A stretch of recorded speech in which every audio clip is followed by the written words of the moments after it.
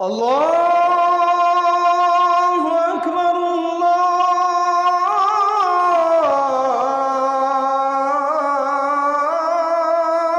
আকবার। বর্তমান যেন এক তরুণ যুবকদের একটা মহামারী হিসেবে দেখা দিয়েছে। বেশিরভাগ ক্ষেত্রে আমাদের কাছে প্রশ্নটা এসে থাকে যে বিভিন্নভাবে নিজেরা নিজেদের যৌন ক্ষমতা নষ্ট করছে হস্তমৈথুন, মাস্টারবেশন ইত্যাদির মাধ্যমে। এটার অন্যতম একটা কারণ হচ্ছে অশ্লীল ভিডিও দেখা, অশ্লীল চিন্তা করা। এই জন্য যারা এই থেকে নিজেকে মুক্ত করতে চান তাদের জন্য সবচেয়ে বড় করণীয় হচ্ছে যেই সমস্ত কারণে এই ইচ্ছেটা, এই হারাম ইচ্ছেটা জাগ্রত হয়, সেই কারণ থেকে বেঁচে থাকতে হবে। সেটা হতে পারে মোবাইল, হতে পারে অশ্লীল ভিডিও, পর্নোগ্রাফি ইত্যাদি দেখা, হতে পারে খারাপ চিন্তা করা, হতে পারে মেয়েদের সংস্পর্শে যাওয়ার কারণে, হতে পারে যে সে স্ত্রীর কাছে যেতে পারছে না, বিয়ে করতে পারছে না, বিয়ের উপযুক্ত তৌফিক তার নাই। তো সেই ক্ষেত্রে সে তার এই যৌন ক্ষমতাকে অন্যভাবে সে ব্যয় করার চেষ্টা করছে। এটা যেমন একদিকে শারীরিক ক্ষতি, আর একদিকে এটা একটা কবিরা গুনাহ। আখেরাতের ক্ষতি তো আছেই, দুনিয়ারও ক্ষতি আছে। অধিকাংশ ক্ষেত্রে আমরা দেখি যে যৌন ডাক্তারদের কাছে ভিড় পড়ে যায়, হিড়িক পড়ে যায় শুধুমাত্র এই রোগের কারণে। এটা থেকে বাঁচার চেষ্টা করতে হবে। এটা আখেরাতের ক্ষতি এবং শারীরিক ক্ষতি। এ থেকে বাঁচার জন্য এক নম্বর করণীয় হচ্ছে অশ্লীল ভিডিও দেখা, অশ্লীল চিন্তাভাবনা করা এবং যতদূর সম্ভব মেয়েদের সংস্পর্শে না যাওয়া থেকে, অর্থাৎ যেখানে গেলে মেয়েদেরকে দেখা যায়, শহরে হতে পারে, বিভিন্ন জায়গা হতে পারে যেখানে গেলে মেয়েদের দিকে দৃষ্টি বেশি পড়ে, সেখান থেকে নিজের দৃষ্টিকে হেফাজত করতে হবে।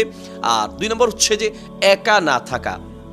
একা কোনো রুমে একা যদি কেউ ঘুমায়, তখন শয়তান এই ধরনের কুমন্ত্রণা এবং বাজে চিন্তাগুলো খুব বেশি ঢুকিয়ে দেয়। এই জন্য একা না থাকার চেষ্টা করা। এছাড়াও হাদিসে রাসূল সাল্লাল্লাহু আলাইহি ওয়াসাল্লাম কোনো ছাদের নিচে বা একা কোনো বাড়িতে একা থাকতে রাসূল সাল্লাল্লাহু আলাইহি ওয়াসাল্লাম নিষেধ করেছেন। শারীরিক রোগ হতে পারে, শারীরিক বিপদ হতে পারে, অসুস্থ হয়ে যেতে পারে, স্ট্রোক করার কারণে কেউ পাশে থাকলে সে আপনাকে সহযোগিতা করতে পারবে।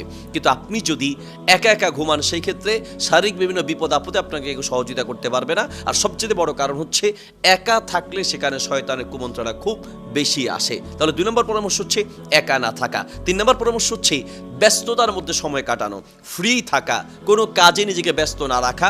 শয়তান তখন এই ধরনের খারাপ চিন্তাগুলো আমাদের মাথায় বেশি ঢুকিয়ে দেয়। এই জন্য ব্যস্ত সময় পার করার চেষ্টা করা। সেটা ইসলামিক লেকচার শুনে হতে পারে, সেটা কোরআন তেলাওয়াত করে হতে পারে, সেটা ইসলামিক কোনো বই পড়ার মাধ্যমে হতে পারে, লেখার মাধ্যমে হতে পারে, কোনো ক্লাস করার মাধ্যমে হতে পারে। নিজেকে ব্যস্ত রাখার চেষ্টা করা।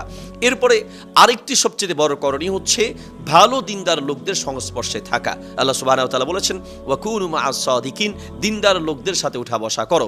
অনেক সময় দেখা যাবে যে আপনি ভালো মানুষদের সাথে চললে আপনার খারাপ ইচ্ছাটা কখনোই আসবে না। আমরা অনেক দেখি যে মাদকাসক্ত অনেকের সাথে মাহফিল আমাদের দেখা হয়, বা আমাদের সাথে চললে দেখা যায় সে খুব নেশায় আসক্ত, কিন্তু আমাদের সাথে চলা অবস্থায় সে নেশাগ্রস্ত হয় না, বা নেশার দিকে তার মনোযোগ তেমন আকৃষ্ট হয় না।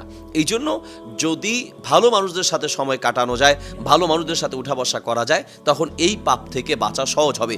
যারা এই ধরনের অন্যায় বা এই ধরনের পাপ কাজে আসক্ত, তাদের অবশ্যই উচিত নিজের অবস্থান চেঞ্জ করে নিজের খারাপ বন্ধুদের থেকে সরে গিয়ে ভালো বন্ধুদের সাথে, দিনদার তাকওয়াবান ফরেজগার বন্ধুদের সাথে সময় কাটানো। তখন এই ধরনের পাপ থেকে বাঁচা সহজ হবে।